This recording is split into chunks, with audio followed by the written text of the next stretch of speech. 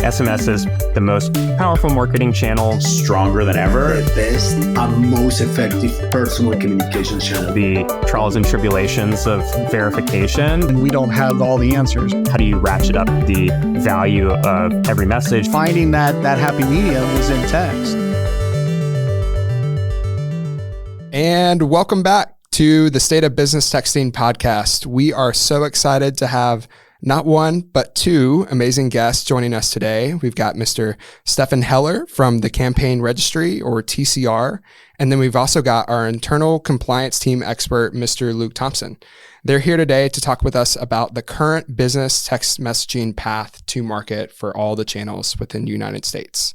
Oh, and Zach, before we get started, I want to remind listeners that our full State of Messaging 2024 report is live at stateofmessaging.com for you to peruse, download, share, read in the tub, whatever you want. This is the third episode in our podcast series. And as a reminder, last time we talked about the widening industry options. Today, we're going to go a bit deeper on those requirements for each of those main number types. Awesome. And that is a great segue into introducing our first guest, Mr. Stefan Heller. Would you mind introducing yourself and a little bit about your role at the Campaign Registry? Sure. So, name's Stefan Heller. I am the Vice President of Business Development and Strategic Partnerships. So, at the Campaign Registry, my role is really to work with all of the stakeholders that are using the registry, in some cases for different ways, but ultimately to always ensure that they know what is happening across their respective networks. And that means I'm talking to companies like Bandwidth, DCAs, CSPs, the CNPs, the connectivity partners, and also with, of course, some of the key stakeholders that we have, which are the US carriers. Can you talk to us a little bit more about the role that TCR, the Campaign Registry, actually serves in the industry and the ecosystem itself? Sure. Within the ecosystem, there's always been a need to understand what is actually running across the various connection points that eventually terminate and end up with a consumer who is on a carrier's network. So this understanding of who and what, who are you and what are you doing? It's kind of like having a great club that everybody wants to get into, and there's a bouncer on the door and they go, are you on the list? Who are you? Have you registered? We'll let you in. And those that are misbehaving, they get turfed out. So with the registry, we basically are a point at which a CSP, a campaign service provider, who has obviously customers that are the brands, or DCAs, such as Bandwidth, who also have customers that are CSPs, but also have customers that are brands direct. They can register within TCR that who and the what. The who is the brand, the what is the campaign the brand is planning to run, or campaigns that the brands are planning to run. And that ultimately means that there's transparency and information in the ecosystem. With that transparency and information, people can then make decisions on whether they feel there needs to be more information requested because they're not sure if this is totally accurate for what the consumer would prefer to receive, or there could be a question mark over some other compliance issues. And remember, TCR is not a compliance house. We don't sit there making compliance judgment calls. These are things that Bandwidth does and does extremely well. And Luke's probably going to talk into all of those wonderful things. And that's the critical part where, for any brand, working with the right messaging partner is so critical in this ecosystem, because they're the ones that will really give you the advice about what you should be doing, what you should not be doing, based on current best practices and guidelines issued by CTIA and also by the carriers themselves. And it's about ensuring that.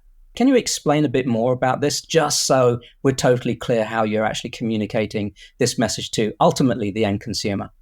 I think fundamentally we've come to know that as KYC, right, across the voice space. We see that as well, the know your customer piece. And you are essentially like a database, right, of that KYC. Like you help facilitate a neutral ground with which to store this information so that the industry can access it and understand who should actually be sending on that authorized A2P channel for our long code, our 10-digit long code channel. And it's critically important that everybody understands, on day X at time Y, this brand was entered, this campaign was created. And its overarching thing is I'm going to run a 2-factor authentication program for a membership, whatever that is, right? And so the next person in the chain looks at it and goes, oh, it's a 2-factor authentication thing for a membership, and then go to the website, it looks cool. The next person in the chain, what is this? Oh, it's a 2-factor, everybody gets the same piece of information, which means there's consistency in the information. So there's a consistent review. And that means that ultimately people can then say, yes, we should, the DCA, who is responsible for ensuring that they're viewing this stuff correctly and they're terminating this stuff correctly into the carrier's networks, endorses it and supports it and goes, yes, we've reviewed it, we've checked it, we think this is good. I mean, that's the role of the DCA, is to check that compliance at the end of the day. Everybody in the chain really should be doing it. It shouldn't just be left to the DCA to do. Everybody should have that responsibility. If you're getting into the messaging infrastructure and planning to aggregate and help people navigate through sending A2P messaging of any kind, irrespective of the message sender, you have a responsibility to make sure that you're not helping bad actors get into the system and do bad things. You want good messaging. You want the ecosystem to be as clean as possible, because that's what's going to encourage people to carry on using it. Correct. And that's a lot of what, whenever we're having customer conversations, it's the reason why you want to use messaging as a medium is because it has such high engagement rates. It has such high open rates and click-through rates. And with the role that TCR plays, you're helping ensure that happens now and in the future, so that we make sure that we truly know what is going across the networks. You're absolutely correct. And the key thing is that what we're doing is nothing that was not really being done before. And maybe before it was, a phone call. It was, hey, we're so-and-so, we're going to be doing this. And someone goes, okay, that's great. Then it was an email. Hey, I'm going to send you the information on an email. We've just centralized it, made it available via APIs and UIs, and just been able to really document it and put event logs around it. So there is, they're held to what they say. On this day, you said you were going to do this. Why did you change it? If it was changed, you can start to trap things and catch things faster, because you have a date and time stamp of when somebody said they were going to do X. And if they suddenly change and they're going to be doing Y, either they didn't realize they can update the information, and that's what they really should be doing. They should be telling people like Bandwidth, oh, that marketing campaign, it's now a sales campaign. And the response from a consumer can be very different. So if a consumer is suddenly responding to a message and going, no, stop, it might not be that the original message was bad. It's just the original message is no longer being sent. Right. It's actually changed message. Or it could be just a bad actor who's trying to get in there and send spam. I think what you said a bit ago is incredibly important to reemphasize, that it's not necessarily anything about this registration process in and of itself that's fundamentally new.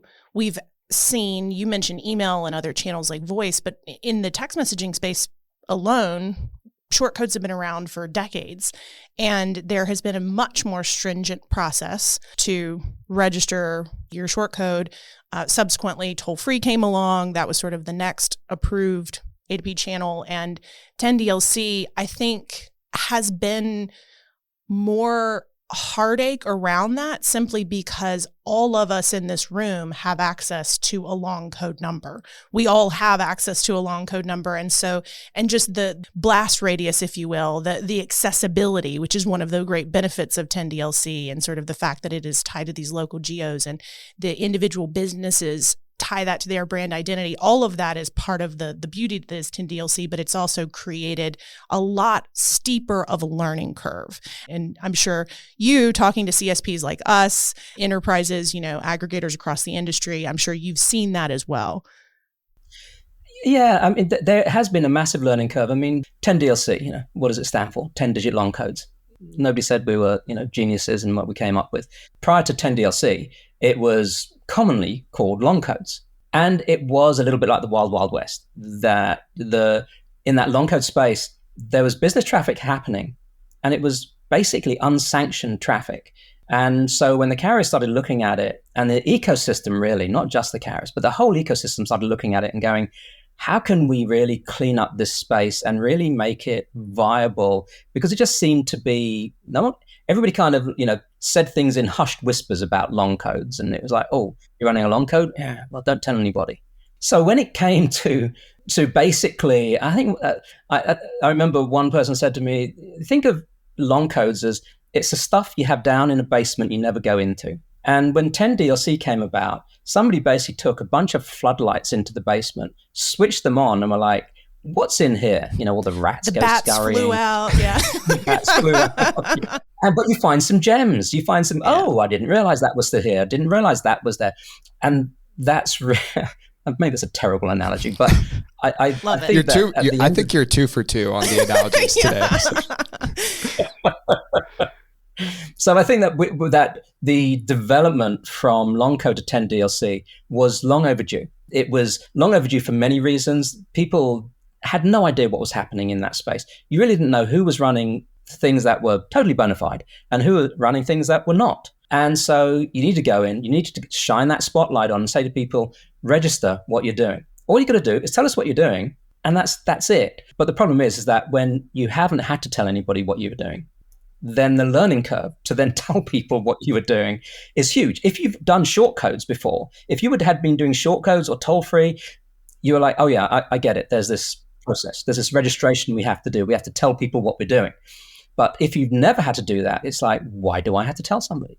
I've been running this business perfectly fine. Nobody had an issue with it. Well, nobody actually knows what you're doing. So it's debatable whether there was or there was not an issue because we don't know what you're actually sending. So tell us what you're sending, and then we can decide which is the better way to send it. It could be, actually, you're sending such a huge volume on 10DLC. You should actually be on shortcode. You get more value out of running it on shortcode. So let's use the right message sender for the right the right delivery method to deliver your message in the format and the form that you wanted to the end user. That could be toll-free, it could be shortcode, it could be 10DLC. The choice is really from a marketing perspective. How do you want to communicate? How have you been communicating? What is your communication plan? Sure, that's good. So, Stefan, going to kind of change the subject. What is the TCR looking to solve for? What are the main goals or major initiatives you guys are looking to get into in 2024? A lot of it is getting out of the way, to be honest. The whole point about any registration process is that by the virtue of it's a registration, there is an element of friction. You want to decrease the friction so that you can see that there's something of value to be had when you're actually registering the information, and that your messaging campaign then starts to work as fast as possible. The key things for TCR in 2024 is really looking at migrations. People have choices. They have choices of where they want to go, and we should not be in the way. We need to get out of the way. We need to make sure that if people want to change their DCA, want to change their CSP, CNP, this is something that they can do. Now, can they do it at the moment? Yes. It's a little bit more convoluted, and there's certainly a degree of complexity. So what we want to do is remove the complexity and put the ownership of that control back in the hands where it should be, which is with the CSPs, DCAs, that if they have made a business and business decision to move their traffic for whatever reason to somebody else for whatever reason, that's not for us to decide whether that's good, bad, indifferent. That is definitely not for us to decide at all. We just need to facilitate it, and facilitate it in the right way. Ensure that the people have the right communication elements so that they understand what they're doing, they understand what they're approving, and they understand that they have a commitment to ensure that messaging is still being maintained to a high standard and to meeting all of the CTIA best practices. So migration is one of the key things, I would say, that We're looking at the series of migration tools or migration processes that are going to help everybody to do what they do from a commercial perspective. And like I say, TCR kind of like stepping out of the way. Yet at the same time, doing what we do, which is the communication factor, ensuring that communication is there. The other element is also about the ability for people to add information when perhaps that basic information isn't enough. So, one of the things that we do is we register a brand, first of all. In that brand registration, sometimes there is a frustration, especially from new companies. And they'll say, well, we're a brand new company. And we're like, yeah, it's not your fault. It's not TCR's fault. It's not Bandwidth's fault. Your hard-earned dollars at work mean that the government's IRS database is not updated as fast as it normally should be. So it might take your information to get your accurate information taken from the form that the IRS have given you to actually get into a database that we can ping and confirm. That might take 3 months. It might take 6 months. You're going to get that piece of paper from the IRS confirming that you are a upright, forthright business, and have all these. You have an EIN. You have this information.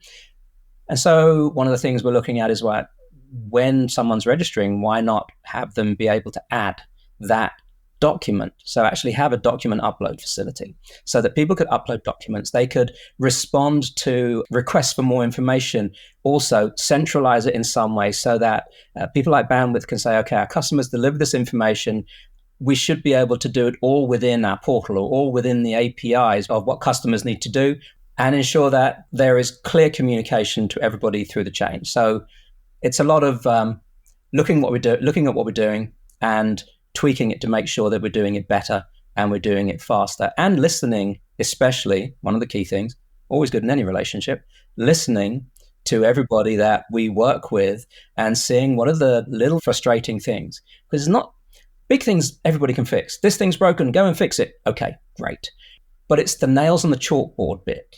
If you're having a problem, then there's probably 20 other people who are silent on it that are having the same issue. So the key thing is communication, stepping out of the way.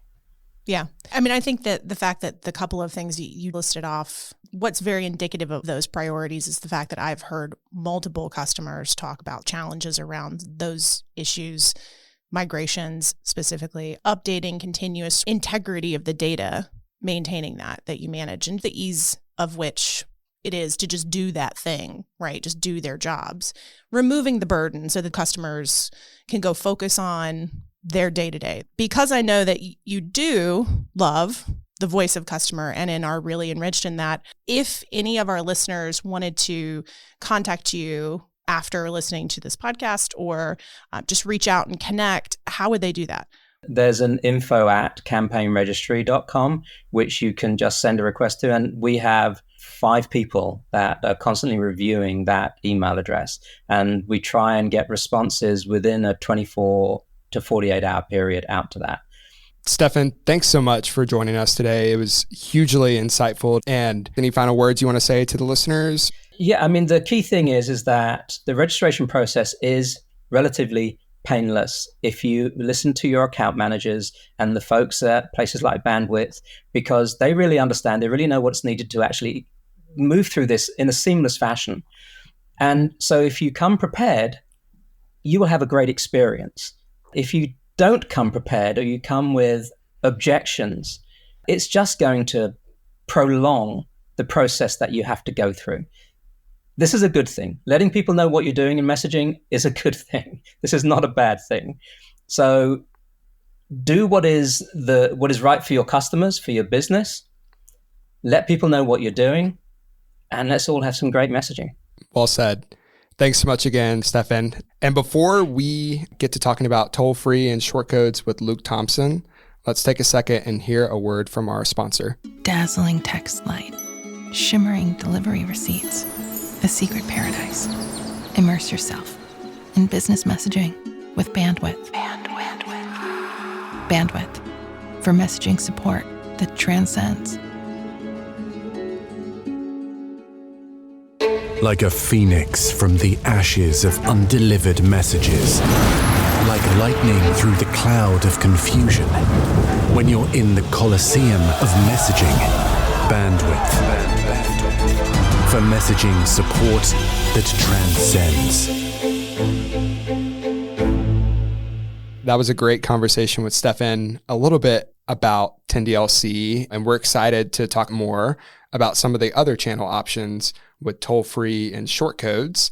And we're joined by Mr. Luke Thompson to talk a little bit more about that. But before we jump in, Luke, would love to have you introduce yourself and the role you play at Bandwidth. Sure, thanks. My name is Luke Thompson. I manage Bandwidth's messaging compliance team. What we do is try our best to understand the messaging landscape when it comes to compliance, registration. So that looks like being involved in direct conversations with our aggregators, vendors, and the mobile carriers. We work on all three of the main messaging channels in the US, 10DLC as we talked about, but also toll-free and short code. Luke, you were actually here in the room while we were talking with Stefan, and TCR, the campaign registry, they focus very much on the 10DLC channel.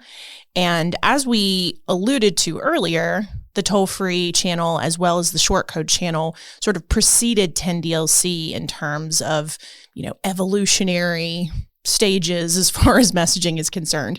And so toll-free that came in the middle. We've even seen a lot of changes just over the last few years. Really, over the last 12 months, you could even say the volume and velocity of toll-free is high. So talk to us a little bit more about what you've seen in the toll-free space. Certainly. I think in toll-free, if I remember correctly, it was late 2022 when verification started to really ramp up. Previously, you were able to send messages at lower rates when you were unverified. Then it changed to you could only send while you were pending verification, meaning you were pending the industry's toll-free aggregator decision on your use case, on your opt-in flow, making sure they deemed it to be compliant.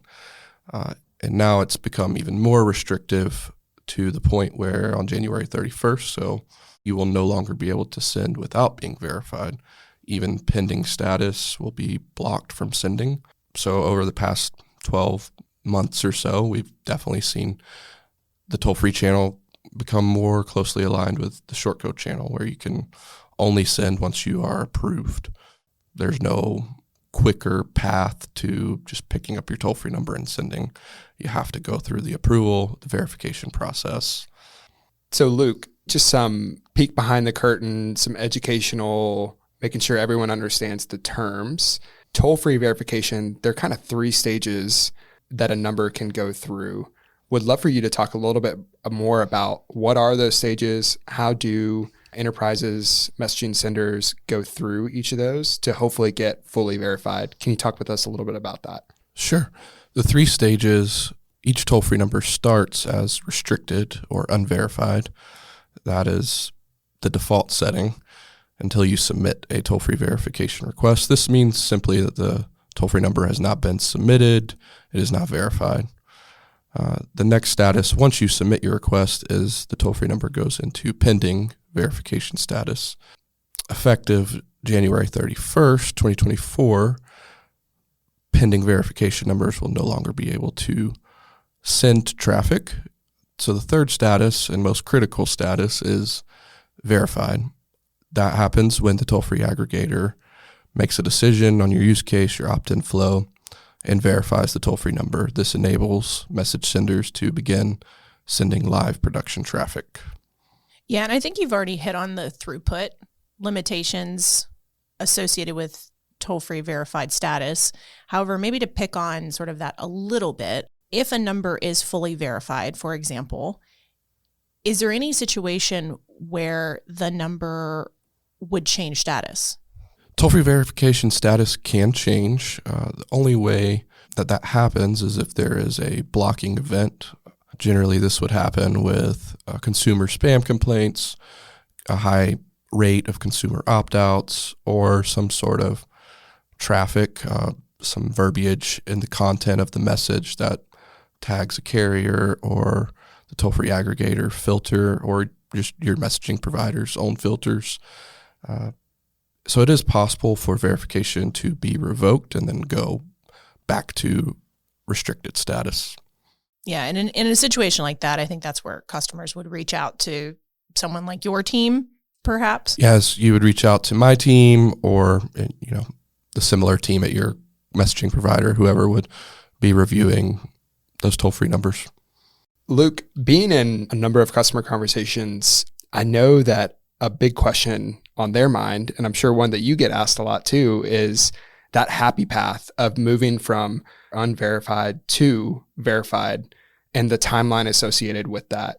Yeah, historically, we've seen toll-free verification can take weeks, but awesome news, in recent times, we've seen that change. It's become a lot quicker. We're seeing most verification requests turn around within 1 business week, 5 business days.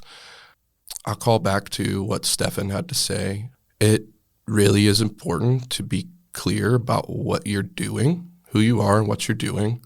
If you provide that information up front and you're clear and robust, that puts you on that happy path that you're talking about. It puts you on your way to a quick verification, that 1 week turnaround. If you're unclear or come with objections, your timeline will be longer. You'll likely get denied up front and have to make edits, have to make changes, have conversations with your messaging provider about what you need to do to move forward. The happy path. I love that. So nowhere is that more important, I would say, than in the shortcode space. So transitioning to another messaging channel that your team manages, Luke, is the sort of the approval process for getting a shortcode stood up. And the timelines there are longer, traditionally have been much longer. It is the more bulletproof, rather, for lack of a better word, channel, right? The sort of the OG of business text messaging. So maybe walk us through why shortcodes take long, and also, just more importantly, how customers can ensure that their timelines on shortcodes stay minimal. Yeah. Shortcodes, as you mentioned, they are the OG, the oldest platform for business text messaging. So their processes have been in place for longer, and they require more information. Again, calling back to what Stefan had highlighted about who are you, what are you doing. With shortcodes, you have to provide more of that information. You have to dig a little deeper and reveal a little bit more. The mobile carriers themselves review the shortcode campaign briefs. There's simply more requirements. And so to stay on that language we're using, the happy path for shortcodes for your quickest approval, you're going to want to make sure that you are in communication with your customer, the end message sender, the end business behind the shortcode program, and understand what they're doing, understand, how they're collecting consent from consumers, what types of messages they're going to be sending, and help them understand all of the requirements. And if you have questions about those specific requirements to shortcode, you could definitely reach out to my team or whoever your messaging provider. Certainly, they would have some support to discuss your shortcode campaign. Even before we move on, I may put an even bolder emphasis around that. And so, because the process is lengthy and because it's more arduous, if a submission goes in and is lacking information or is ambiguous or requires additional due diligence, the time to market exponentially increases because you kind of have to get sent all the way back to the beginning and redo the process. And the process itself tends to be a bit lengthier. And so I think for shortcodes, it's even more important, right, to ensure that that initial campaign brief itself is incredibly solid and really rigorously vetted before it's actually going through that full approvals process. Are you seeing that correlate, in your experience? Definitely. Businesses that we work with that have that bulletproof campaign brief ahead of time, we've seen much quicker turnaround times getting their shortcodes approved. If not, it turns into a giant game of telephone from your messaging provider to your end customer, all the way to the carriers. There's so many parties that get involved with shortcodes, and we all know that telephone never works. Does not. You kind of already mentioned the happy path, to keep using that word, for toll-free. It takes on average like a business week, 5 business days. Talk to us about 10DLC and then shortcodes. Like, what timelines are we typically seeing for getting those number types approved to start sending messages at the highest throughput they're allowed? Sure. For 10DLC, there's several steps involved, but once you get your campaign submitted, there is a vetting process, and we generally see similar to toll-free. It takes about 5 business days to get approved. Stefan kind of highlighted the TCR approval process, and that's with the brand verification. As he mentioned, it takes minutes. So all in all, the quickest turnaround time should be within a week or so on a campaign for 10DLC. For short code, the timelines, it really depends on the quality of your original submission. If the original brief is quality, it's bulletproof, it's clear and documented, we've seen as fast as 3 weeks. There we go. That's sort of that nirvana state. That's the happy path. With all of the registrations and the information that's being provided across all of the messaging channels, there's more information accessible to providers, aggregators, carriers. And with that, as the end goal from the carriers is to protect the consumer, they're making sure that the content that's traversing their networks matches what was registered. And that's why it's so important to be clear about who you are and what you're doing. That's really the concept of campaign drift, is that what you're doing no longer matches what you said you were going to do. And if that changes, that's okay. You'll just need to edit that submission on whatever channel that was. If it's 10DLC, update your campaign in the campaign registry. If it's toll-free, submit a new toll-free verification request. If it's shortcode, you'll need to make an amendment to that program. There are ways to do that. They may take a little bit of time.